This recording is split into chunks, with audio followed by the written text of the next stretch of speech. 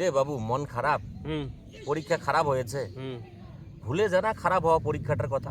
চাঙ্গা হ, পরের পরীক্ষায় যেন একই রকম ভুল না করিস, সেদিকে মনোযোগ দিতে হবে। আসলে বাবু, কি জানিস, মানুষের জীবনটাই না ভুলে ভরা। মানুষের জীবনে কোনো কাজ ভালো হতে পারে না। তারপরেও যদি কোনো কিছু ভালো হয়, তাও সম্পূর্ণ ভালো হতে পারে না, সেখানেও ঘাটতি বা খামতি কিন্তু থেকেই যায়।